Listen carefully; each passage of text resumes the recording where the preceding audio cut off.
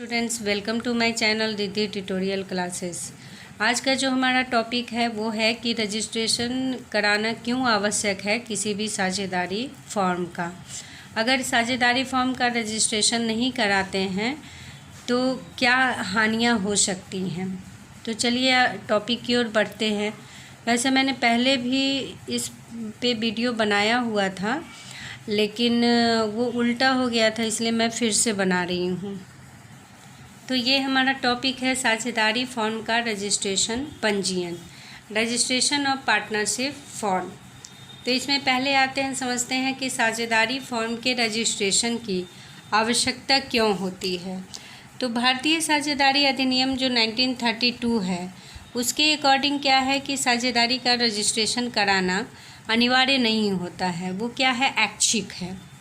मतलब अपनी इच्छा पे है कि आप करवा भी सकते हैं और ना भी करवा सकते हैं, लेकिन रजिस्ट्रेशन ना कराने पर फर्म को कुछ गंभीर असुविधाओं का सामना करना पड़ता है। इसीलिए साझेदारी का जो रजिस्ट्रेशन है वो कराना बहुत आवश्यक है। तो रजिस्ट्रेशन संबंधी जो नियम है वो भारत में साझेदारी अधिनियम 1932 के पास होने के पश्चात दिनांक 1 अक्टूबर 1933 से लागू किया गया है। तो इस कार्य के लिए जो है वो राज्य सरकार अपने अपने राज्यों में रजिस्ट्रार को नियुक्त किए हुए हैं, जिसे रजिस्ट्रार ऑफ फॉर्म भी कहते हैं। ठीक है, तो उन्हीं के पास रजिस्ट्रार ऑफ फॉर्म जो है उनके पास फॉर्म का रजिस्ट्रेशन कराना होता है। तो आगे बढ़ते हैं कि साझेदारी फॉर्म के रजिस्ट्रेशन कराने में किन किन विधि को करना होता है, किस किस विधि से गुजरना होता है। प्रोसीड्यूर क्या है, प्रोसीड्यूर ऑफ रजिस्ट्रेशन। ठीक है, तो पहला आता है कि निर्धारित फॉर्म को भरना, filling up of prescribe application form. जो प्रेस्क्राइब एप्लीकेशन फॉर्म है जिसमें हमको इन सब बातों को शामिल करना होता है, जैसे फॉर्म का नाम क्या है, फॉर्म का स्थान अथवा फॉर्म के कारोबार करने का मुख्य स्थान क्या होगा, अन्य स्थानों का नाम जहाँ पे फॉर्म कारोबार अगर करती है तो उसका नाम, वह तिथि जबकि प्रत्येक साझेदार फॉर्म में सम्मिलित हुआ था, सभी साझेदारों के पूरे नाम तथा अस्थायी पते, फॉर्म की अवधि और फॉर्म पर समस्त साझेदारों के हस्ताक्षर का होना तथा उनका प्रमाणित होना भी आवश्यक है। तो ये सब जो फॉर्म होता है उस पर इन फॉर्मेलिटीज़ को पूरा करना होता है। नेक्स्ट प्रोसीड्यूर में आता है फॉर्म के नाम का चयन। ठीक है, फॉर्म के नाम के चयन में क्या कहता है कि इसको फॉर्म का जो नाम का चयन करना है उसमें ध्यान रखना होता है कि किसी भी अन्य फॉर्म के नाम से मिलता जुलता नाम नहीं होना चाहिए। और कुछ रिस्ट्रिक्टेड नेम्स हैं जिसको भी आप अपने फॉर्म का नाम नहीं रख सकते हैं, जैसे crown, emperor, empress, empire, state, imperial, king, queen, royal, ये सब जो नाम है वो रिस्ट्रिक्टेड है।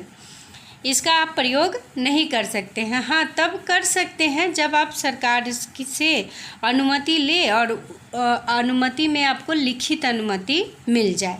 ठीक है, तो आप इन नामों का यूज कर सकते हैं। थर्ड प्रोसीड्यूर में आता है फॉर्मों के रजिस्टर में प्रविष्टि। इसमें क्या कहता है कि जब रजिस्ट्रार इस बात से पूर्ण संतुष्ट हो जाता है कि जो रजिस्ट्रेशन संबंधी फॉर्मेलिटीज़ हैं वो सारी पूरी हो गई हैं, तो वो क्या करता है कि फॉर्मों के रजिस्टर में इसका दर्ज कर लेता है, अपना एंट्री कर लेता है और उसके बाद एक सर्टिफिकेट होता है वो फॉर्म को दे देता है। तो फॉर्म की इसका मतलब क्या होता है कि फॉर्म की रजिस्ट्री हो गई। अब वह फॉर्म क्या कहलाएगी, तो रजिस्टर्ड फॉर्म कहलाएगी। ठीक है, नेक्स्ट प्रोसीड्यूर में आता है कि रजिस्ट्रेशन के पश्चात परिवर्तन की सूचना। अगर रजिस्ट्रेशन कराने के बाद किसी भी तरह का चेंजिंग होता है फॉर्म में तो उसकी सूचना रजिस्ट्रार को दी जाती है। तो क्या क्या हो सकता है, तो जब रजिस्ट्री किए गए फॉर्म के नाम या मुख्य स्थान में परिवर्तन किया गया हो, जब फॉर्म किसी स्थान पर अपना कारोबार बंद करे अथवा अन्य किसी स्थान पर शुरू करे, जब फॉर्म के साझेदारों के नाम तथा स्थायी पते में परिवर्तन हो, जब फॉर्म का बनावट में कोई परिवर्तन हो, जब कोई अवयस्क जो साझेदारी के लाभ के लिए सम्मिलित किया गया हो वयस्क होने पर उस फर्म का साझेदार होना अथवा न होना निश्चित करें। तो इस तरह से इन सब चेंजिंग को रजिस्ट्रार के पास लिखित रूप से देना होता है। कब? जब रजिस्ट्रेशन हो जाता है फिर। तो ये सब प्रोसीड्यूर है जिस विधि से रजिस्ट्रेशन करवाई जाती है। अब आते हैं रजिस्ट्रेशन न कराने का प्रभाव। रजिस्ट्रेशन न कराने का प्रभाव किन किन पर होता है तो वो आप देखिए आगे। पहला, कोई भी साझेदार अन्य साझेदारों के विरुद्ध वाद प्रस्तुत नहीं कर सकता। मतलब कोई भी पार्टनर है वो किसी अन्य पार्टनर के विरुद्ध जो लीगल एक्शन है वो नहीं ले सकता है। अगर कोई मतभेद होती है तो कोई लीगल एक्शन नहीं ले सकता है। फर्म भी किसी साझेदार के विरुद्ध वाद प्रस्तुत नहीं कर सकती है। अगर फर्म को भी किसी तरह का किसी साझेदार से प्रॉब्लम है तो भी वह अगर रजिस्टर्ड नहीं है तो वो उसके खिलाफ कोई लीगल एक्शन नहीं ले सकता है। थर्ड, कोई भी साझेदार फर्म के विरुद्ध वाद प्रस्तुत नहीं कर सकता है। कोई भी साझेदार है वो भी फर्म के विरुद्ध भी कोई लीगल एक्शन नहीं ले सकता है। नेक्स्ट, फर्म अन्य पक्षों के विरुद्ध वाद प्रस्तुत नहीं कर सकता है। अन्य पक्ष मतलब बाहरी पक्ष। जो बाहरी पक्ष है जो एक प्रत्यक्ष रूप से बिजनेस से जुड़े रहते हैं और कुछ अप्रत्यक्ष रूप से जुड़े रहते हैं, तो अन्य पक्ष भी फर्म के विरुद्ध कोई लीगल एक्शन नहीं ले सकते हैं। और 5 में आता है कि अन्य पक्ष फर्म के विरुद्ध वाद प्रस्तुत कर सकते हैं। और जबकि अन्य पक्ष जो हैं अगर रजिस्टर्ड फर्म है नहीं है तो उसके विरुद्ध कर सकते हैं, लीगल एक्शन ले सकते हैं। अब नेक्स्ट आते हैं कि रजिस्ट्रेशन से लाभ क्या है, एडवांटेजेस ऑफ रजिस्ट्रेशन। तो फर्स्ट आता है फर्मों को लाभ। तो बिना रजिस्ट्री की जो फर्म है वो सिविल कोर्ट में किसी अन्य पक्ष के विरुद्ध लीगल एक्शन नहीं ले सकती है।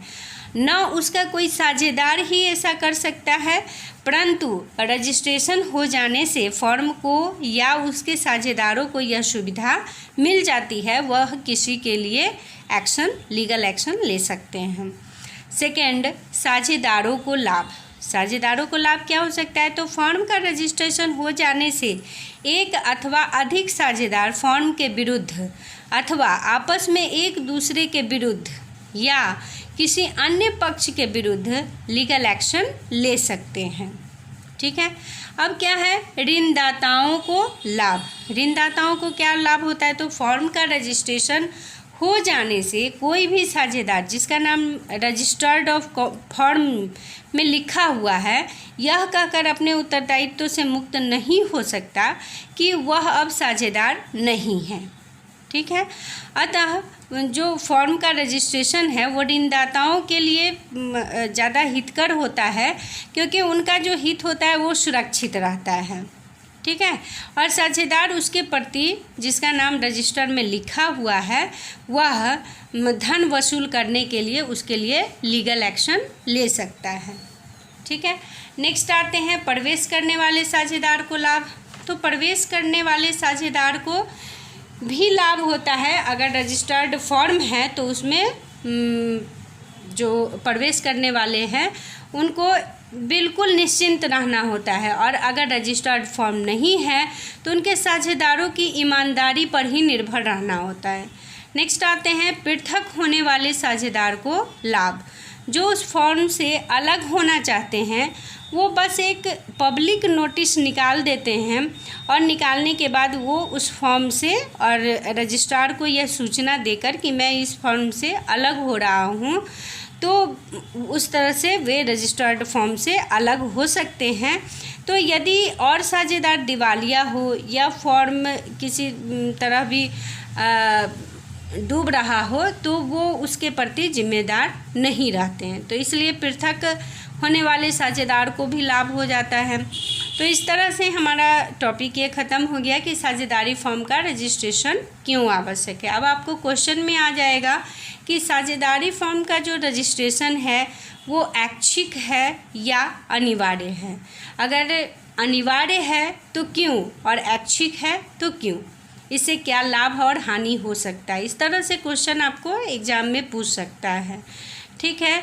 ओके गाइज, तो मेरा चैनल अगर आपने नहीं सब्सक्राइब किया है तो आप कर लीजिए, क्योंकि आपका जो BRA बिहार यूनिवर्सिटी का जितना भी सिलेबस है अकॉर्डिंग टू सिलेबस मैं वीडियो बनाती हूँ, इससे आपको बेनिफिट पूरा मिलेगा। अगर अच्छा लग रहा है तो लाइक ज़रूर करेंगे। Okay guys, thanks for watching my video, bye.